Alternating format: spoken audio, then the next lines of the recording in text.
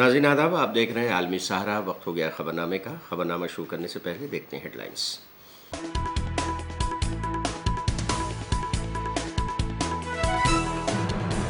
वज़ीर-ए-आज़म नरेंद्र मोदी और बांग्लादेश के पीएम शेख हसीना की मुलाकात, दोनों ममालिक के वफूद की हुई मीटिंग, मुआहदों पर किए गए दस्तखत। नीट पेपर लीक मामले में हुई गिरफ्तारी, जबकि एनटीए मामले में आला सतही कमेटी तश्कील। स्वाति मालीवाल मारपीट मामले में हुई समाअत, अदालत ने 6 जुलाई तक बढ़ाई अदालती हिरासत। तमिलनाडु में जहरीली शराब के सबब अमवात की तादाद पहुंची 57, सीआईडी करेगी जांच।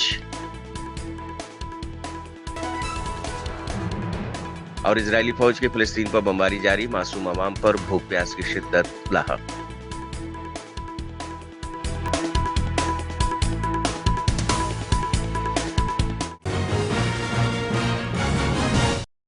वज़ीर-ए-आज़म नरेंद्र मोदी और बांग्लादेश की वज़ीर-ए-आज़म शेख हसीना ने दिल्ली के हैदराबाद हाउस में मुलाकात की है। इस मौके पर वफ़द ने मीटिंग भी की। हिंदुस्तान और बांग्लादेश ने दिल्ली के हैदराबाद हाउस में पीएम नरेंद्र मोदी और बांग्लादेश के पीएम शेख हसीना की मौजूदगी में मुआहदों पर दस्तखत किए। मीटिंग से पहले पीएम शेख हसीना ने राजघाट पहुंचकर महात्मा गांधी को खिराज अकीदत पेश किया। बांग्लादेश हमारी neighbourhood first policy, act east policy, vision Sagar और इंडो पैसिफिक विजन के संगम पर स्थित है। पिछले एक ही वर्ष में हमने साथ मिलकर लोक कल्याण के अनेक महत्वपूर्ण प्रोजेक्ट्स को पूरा किया है। अखौड़ा अगरतला के बीच भारत बांग्लादेश का 6ठा क्रॉस बॉर्डर रेल लिंक शुरू हो गया है। खुलना मोंगला पोर्ट द्वारा भारत के उत्तर पूर्वी राज्यों के लिए कार्गो सुविधा शुरू की गई है। मोंगला पोर्ट को पहली बार रेल से जोड़ा गया है। 1320 मेगावाट मैत्री थर्मल पावर प्लांट के दोनों यूनिट्स ने बिजली उत्पादन शुरू कर दिया है। दोनों देशों के बीच भारतीय रुपये में ट्रेड की शुरुआत हुई है। भारत बांग्लादेश के बीच गंगा नदी पर दुनिया की सबसे लंबी रिवर क्रूज को सफलतापूर्वक पूरा किया गया है। भारत बांग्लादेश के बीच पहली क्रॉस बॉर्डर फ्रेंडशिप पाइपलाइन पूरी की गई है। भारतीय ग्रिड से होते हुए नेपाल से बांग्लादेश तक बिजली निर्यात ऊर्जा क्षेत्र में सब रीजनल सहयोग का पहला उदाहरण बना है। एक ही वर्ष में इतने सारे एरियाज में इतने बड़े इनिशिएटिव्स को जमीन पर उतारना हमारे संबंधों के स्पीड और स्केल को दर्शाता है। To Prime Minister Shri Narendra Modi for inviting me to undertake the state visit to New Delhi. This is my first bilateral visit to any country after Bangladesh's 12th parliamentary elections and the formation of our new government in January 2024. I thank the government of India for extending warm hospitality to me and my delegation.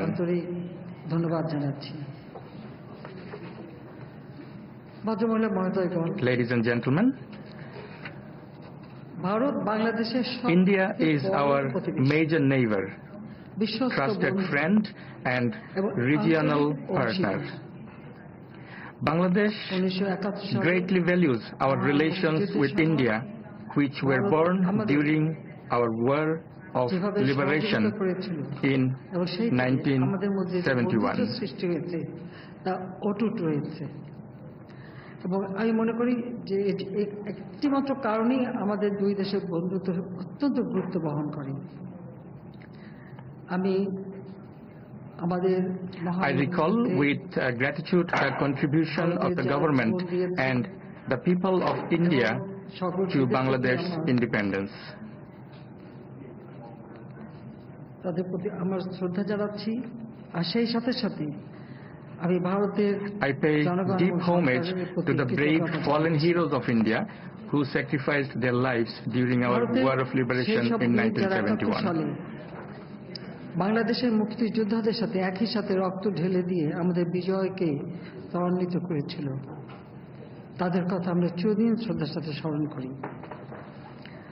এবং আমাদের এই বিগত বছরগুলিতে দুই দেশের In recent years, both sides have sustained high-level engagements, including at the highest level.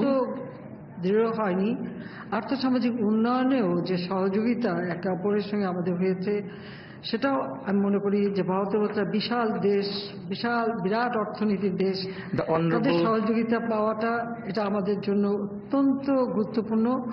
এবং এই বন্ধুত্বপূর্ণ সম্পর্কের জন্যই আজকে আমরা অনেক উন্নতি করতে সক্ষম হয়েছি।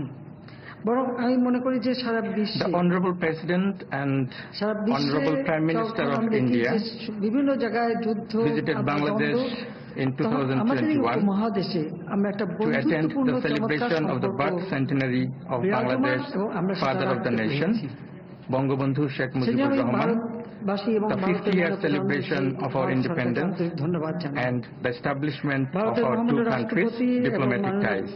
প্রধানমন্ত্রী 2021 সালে বাংলাদেশের জাতির পিতা বঙ্গবন্ধু শেখ মুজিবুর রহমানের জন্ম শতবার্ষিকী এবং বাংলাদেশের স্বাধীনতার সুবর্ণ জয়ন্তীতে তারা যোগদান করেছিলেন।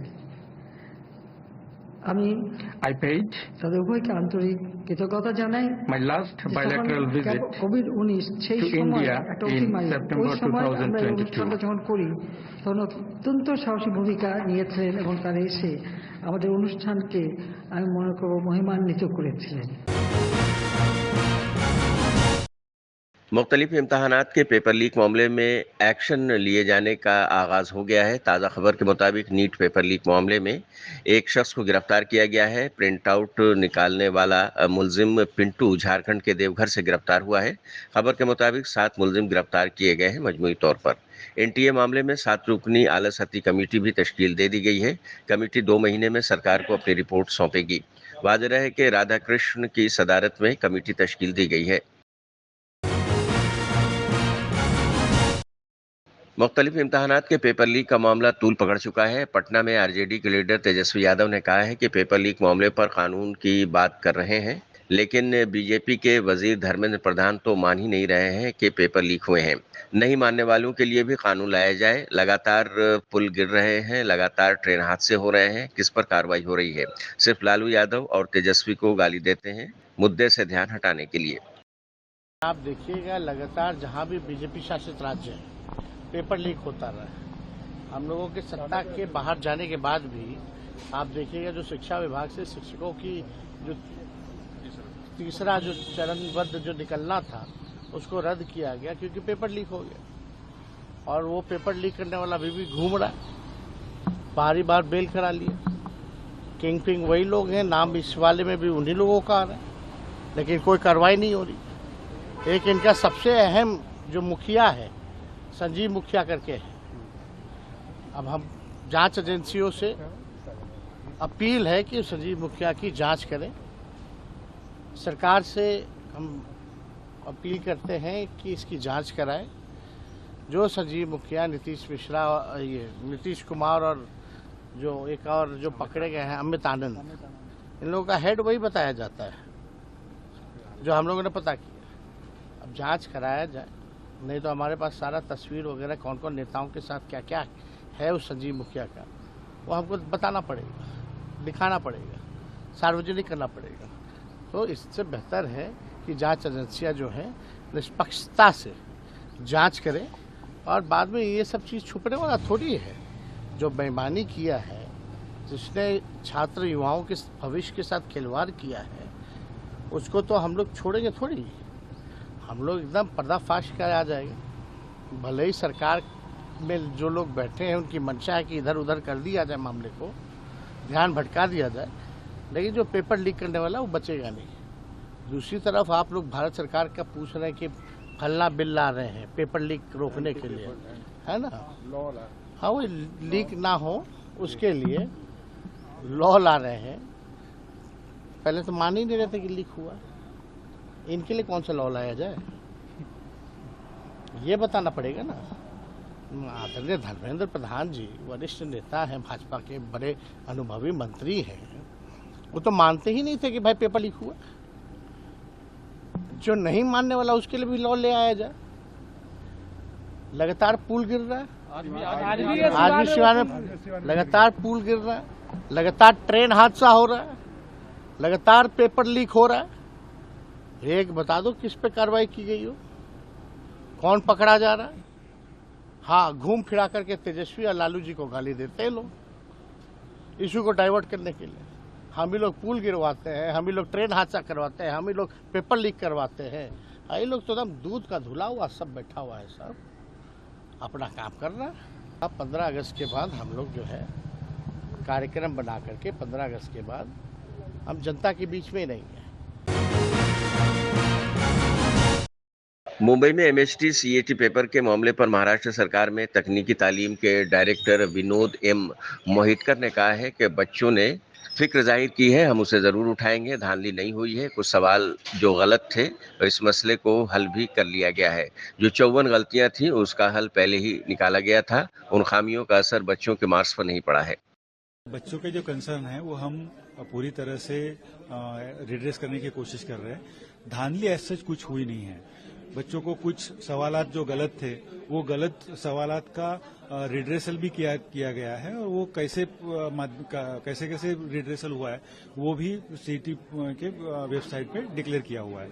और जो नॉर्मलाइजेशन जो परसेंटाइल है वो जो जेईई एग्जाम है वो भी अलग अलग सेशन में अलग अलग बच्चों के साथ होता है, तो वही पैटर्न गवर्नमेंट ऑफ महाराष्ट्र का भी हुआ है। और जो परसेंटाइल कैलकुलेशंस की मेथड जेईई यूज करता है वही परसेंटाइल कैलकुलेशन का मेथड गवर्नमेंट ऑफ महाराष्ट्र का सीईटी ने भी करा है, तो उसमें कोई धांधली नहीं है। ये हो सकता है अलग अलग सेशन के जो बच्चों का है वो मार्क्स जो है वो मार्क्स में परसेंटाइल कैलकुलेशन के बाद जो है वो सही मार्क्स है। 54 मिस्टेक्स पहले ही before declaration of the result redress की गई थी। उसमें क्या क्या मतलब खामियां रह गई थी, वो खामियों का कोई असर बच्चों के मार्क्स पर नहीं पड़ा है। बच्चों और पेरेंट्स का जो है वो they are trying to compare their marks with other वो परसेंटाइल वो हिसाब से मतलब अपना वो सेशन में कैसे उसका एग्जाम हुआ है उसके हिसाब से है। तो उसमें जब हमारे पास आके हम उसको परसेंटाइल कैलकुलेशन का जब मेथड पूरी तरह से समझाते हैं तो उनका कंसर्न खत्म हो रहा है। They are getting satisfied with the answers of citizen. और पूरे देश में हम जहाँ तक मेरी जानकारी है पूरे देश में हम अग्रेसर इस तरीके से है कि हमने पिछले सत्र में मतलब शैक्षणिक वर्ष 23-24 में पूरे ऑटोनॉमस इंस्टीट्यूट ऑफ यूनिवर्सिटीज में यानी इम्प्लीमेंट किया है। और इस मतलब 24-25 का जो सत्र है शैक्षणिक सत्र उसमें पूरा एफिलिएटिंग कॉलेजेस में हम इम्प्लीमेंट कर रहे हैं। और ये दोनों इम्प्लीमेंटेशन की जो दिशा है वो हमारे माननीय मंत्री महोदय श्री चंद्रकांत दादा पाटिल और हमारे माननीय प्रधान सचिव रस्तोगी सर के मार्गदर्शन में हम अच्छे तरीके से कर रहे हैं। और प्रोफेशनल एजुकेशन में पहली दफ़ा मतलब AICTE के तहत में जो इंजीनियरिंग कॉलेजेस और पॉलिटेक्निक आती है वो फर्स्ट टाइम इन हमारे महाराष्ट्र में लास्ट ईयर से ही ऑटोनॉमस इंजीनियरिंग कॉलेजेस और एफिलिएटिंग पॉलिटेक्निक्स में भी पूरी तरह से NEP इम्प्लीमेंट किया हुआ है। एनसीपी के रुकन पार्लियामेंट सुप्रिया सुले ने नीट और यूजीसी नेट पेपर लीक पर कहा है कि यह भारत सरकार की नाकामी है।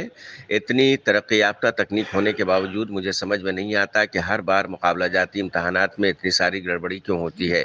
हम यकीनी तौर पर इस इशू को पार्लियामेंट में उठाएंगे। It's a complete failure of the government of India, because with so much technology, I can't seem to understand why there are so many glitches every time there's a competitive exam. Children and parents work very, very hard to cross this big path and this milestone of their life. And if children are going to get cheated like this, it's very, very unfortunate. And the government has failed us. No, but we need the results. We just don't need implementation. Because every time they promise something, something else comes up. So how do you be rest assured that this will be fair and a just exam? And what emotional cost of the children and the parents? Are you preparing to take up this in the parliament? Of course we are going to take care of it. Of course we are going to raise this issue in parliament.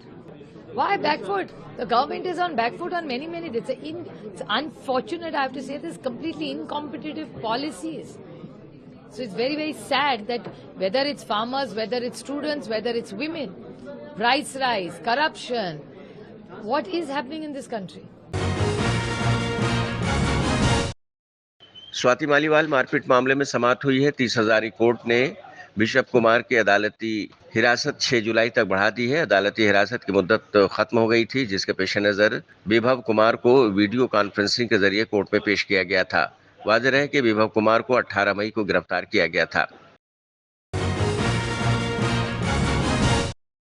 Tamil Nadu के कल्लाकुरिची जहरीली शराब हादसे में मरने वालों की तादाद बढ़कर 53 हो गई है। कल्लाकुरिची जिला कलेक्टर MS प्रशांत ने इसकी तस्दीक की है, जबकि कल्लाकुरिची SP रजत चतुर्वेदी ने कहा है कि CBCID जांच अपने हाथ में ले रही है। मुतासरीन की हालत बेहतर हो रही है। कल से छापेमारी चल रही है। CBCID is taking over the instruction. Our ticket la. Moon per arrest panni erkna hand over panner ko erkna press note kodtu irkom. Returns are it's better, it's getting better. We are in nook and corners. We are just arresting the people. How is the process of going on? Yeah. Arrest raids are going on since yesterday. All dates will be giving a press note. Thank you. Local DSP mane everybody Ada. அதெல்லாம் inquiry போயிட்டு இருக்கு. இப்போ நிறைய பேர் மேல action எடுக்கணும். Inquiry போயிட்டு இருக்கு. அது என்ன இன்கொயரி ஃபைண்டிங் வரும், எல்லா போலீஸ் மேல இன்கொயரி போயிட்டு இருக்கு. என்ன ஃபைண்டிங்ஸ் வரும் அதே மாதிரி நான் ஆக்ஷன் எடுக்கணும். तमिलनाडु के वजीर सेहत और DMK लीडर सुब्रमण्यम ने कल्लाकुरिची सरकारी मेडिकल कॉलेज और अस्पताल में जहरीली शराब मामले के मुतासरीन से मुलाकात की। कल्लाकुरिची सरकारी मेडिकल कॉलेज के बाहर से है, जहां जहरीली शराब सानहे के मुतासरीन भर्ती हैं। छत्तीसगढ़ के साबिक वजीर आला और कांग्रेस के लीडर भूपेश बघेल ने बलौदा बाजार तशद्दुद पर कहा है कि बलौदा बाजार में साजिश थमने का नाम नहीं ले रही है। साजिश के तहत कलेक्टर और SP दफ्तर में आग लगी है। अब जो जानकारी आ रही है कि वहां पुलिस के जरिए गाड़ी जलाई गई है, मारपीट भी की जा रही है। ये बेहद संगीन मामला है और ये सरकार की ही साजिश है। बलौदा बाजार में षड्यंत्र थमने का नाम नहीं ले रहा है और इस षड्यंत्र के तहत ही कलेक्ट्रेट और SP कार्यालय में आग लगी, वाहन में आग लगाया गया और अब जो जानकारी आ रही है वहाँ वाहन भी जलाए गए हैं। तो पुलिस वालों के द्वारा ही जलाया गया। बहुत बेतहाशा मारपीट भी की जा रही है। अभी जो आयोजन दिए हैं, जो आयोजनकर्ता में से एक व्यक्ति है जिसके पिताजी हैं और उसके जीजा और उसके भाई सभी आए हुए हैं और उन्होंने कहा कि मारपीट भी किया जा रहा है, भोजन भी नहीं दिया जा रहा है और उसको शाम को ले जाकर कलेक्ट्रेट में उसे आक्रोशित मुद्रा में उसे पत्थर फेंकवा रहे हैं, डंडा पकड़वा रहे हैं, उसको वीडियोग्राफी कर रहे हैं और दूसरी बात यह उन पर दबाव डाला जा रहा है कि कांग्रेस के नेताओं का नाम लो।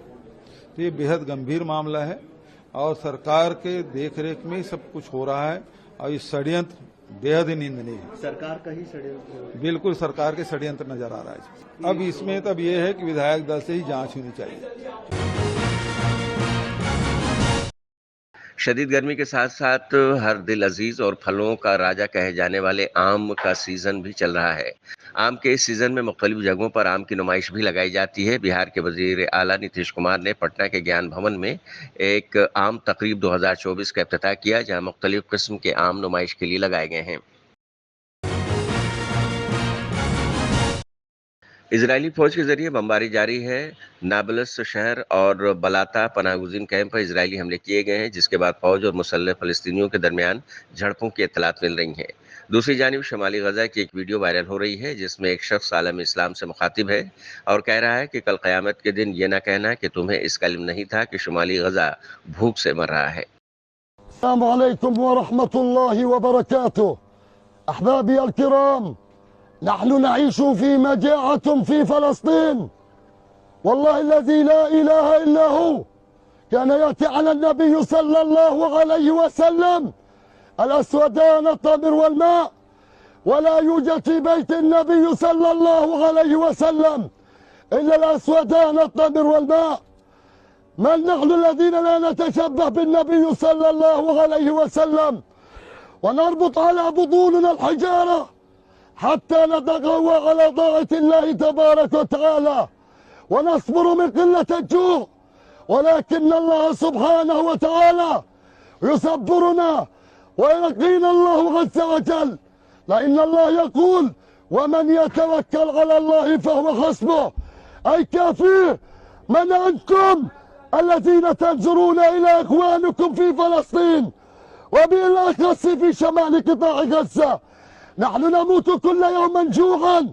ألا تعلمون أن الأكل هو الوسيلة الأولى بها كي نأكل كي نتقوى على طاعة الله تبارك وتعالى؟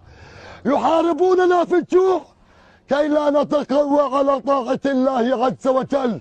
إذا أكلنا نتقوى على طاعة الله، وإذا لم نأكل نضعف. كما ترون يا أحبابي الكرام، نستحلفكم بالله اليوم 15/6 ذو الحجة، لا حجا مبرورا ولا ذنبا مغفورا ولا سعيا مشكورا لجميع العالم العربي. أما لأهل غزة ولأهل فلسطين حجا مبرورا وسعيا مشكورا وذنبا مغفورا ورباط إلى يوم الدين.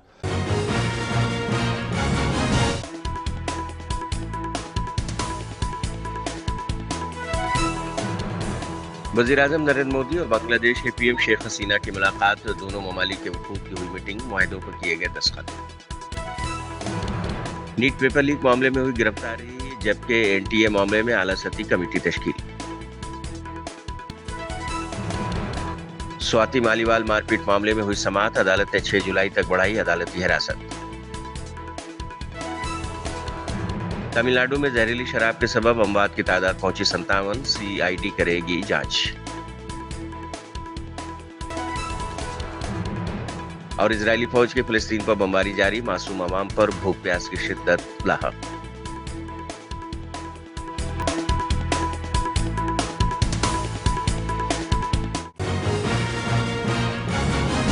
तो नाज़रीन, आज के खबरनामे में बस इतना ही। दीजिए इजाजत, लेकिन आप देखते रहिए 24 घंटे का उर्दू न्यूज चैनल आलमी सहारा। सहारा प्रणाम।